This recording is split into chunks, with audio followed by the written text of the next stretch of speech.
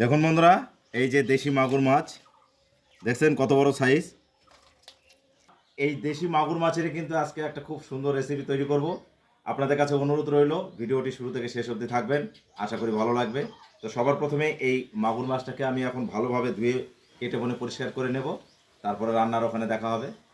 তো বন্ধুরা, মাগুর মাছ কিন্তু আমি খুব সুন্দরভাবে এক সাইজ মতো কেটে নিয়েছি, আর এখন আমি ধুয়ে পরিষ্কার করে নিচ্ছি।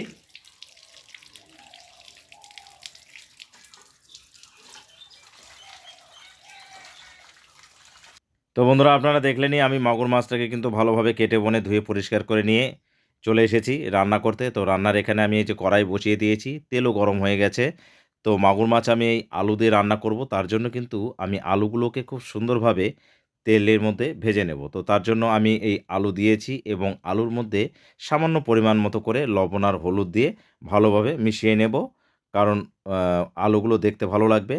তো আলু ভাজতে ভাজতে আমি এই যে মাগুর মাছের যে পিসগুলো ধুয়ে নিয়েছি, এগুলোতে কিন্তু লবণ আর হলুদ দিয়ে ভালোভাবে মেখে নেব, কারণ মেখে রাখলে আগের থেকে লবণ হলুদটা মাছের মধ্যে বেশ ভালোভাবে লেগে যায়। তো যাই হোক, এখানে আলু আমার ভেজে নেওয়া হয়ে গেছে। এখন আমি এই মাগুর মাছের পিসগুলো এক এক করে দিয়ে ভালোভাবে ভেজে নেব। তবে একটা কথা বলি বন্ধুরা, এই মাগুর মাছ কিন্তু ভাজতে গেলে কড়াই ভালোভাবে গরম করে নিতে হবে এবং তেলটাও বেশ ভালোভাবে গরম করে নিতে হবে, কারণ এই মাগুর মাছ কিন্তু ভাজার সময় মানে ফুটতে শুরু করে, মানে এই যে গরম তেল চারদিকে ছিটকাতে শুরু করে। তো যাই হোক, সাবধানে মাছগুলোকে ভেজে নিতে হবে। তো এই মাগুর মাছও আমার প্রায় ভেজে নেওয়া হয়ে গেছে।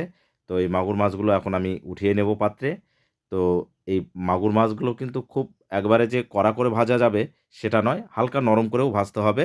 আবার বেশি নরম না, মোটামুটিভাবে ভাজতে হবে। তো যাই হোক, ভেজে নেওয়া হয়ে গেছে। এখন আমি ফোড়ন দিলাম। তো তারপরে যে পেঁয়াজ কেটে রেখেছি সেই পেঁয়াজ দিয়ে দিলাম। এখন আমি গুঁড়ো মশলাগুলো দিয়ে দেবো। তো এখানে লবণ, হলুদ আর ধনিয়া পাউডার ছিল। তো সবগুলো এখন একসঙ্গে ভালোভাবে মিশিয়ে নিলাম। এরপর বাটা মশলা, এখানে লঙ্কা বাটা, আদা বাটা রয়েছে আর জিরা বাটা আলাদা করে নিয়েছি। এগুলো সব এই বাটা মশলাগুলো এখন কিন্তু ভালোভাবে আমি মিশিয়ে নেব। তো মেশানো আমার হয়ে গেছে। দেখুন বন্ধুরা, একবার মশলার কালারটা দেখুন কত সুন্দর হয়েছে। তো এই এখন ভেজে রাখা আলুগুলো আমি দিয়ে দিলাম। আলুগুলোর সঙ্গে ভালোভাবে মিশিয়ে নেব মশলাটা। তো এদিকে আমার মোটামুটি আলু মশলার সঙ্গে ভালোভাবে কষিয়ে নেওয়া হয়ে গেছে। তো সামান্য পরিমাণে একটু জল দিয়েছি আলুগুলোকে ভালোভাবে সেদ্ধ করার জন্য। তো বন্ধুরা, আলুগুলো আমার ভালোভাবে সেদ্ধ হয়ে গেছে এবং মশলাও খুব সুন্দর কষানো হয়েছে দেখুন।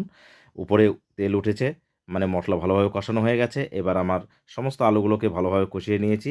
এবার পরিমাণ মতো আমি ঝোলের জন্য জল দিয়ে দিলাম।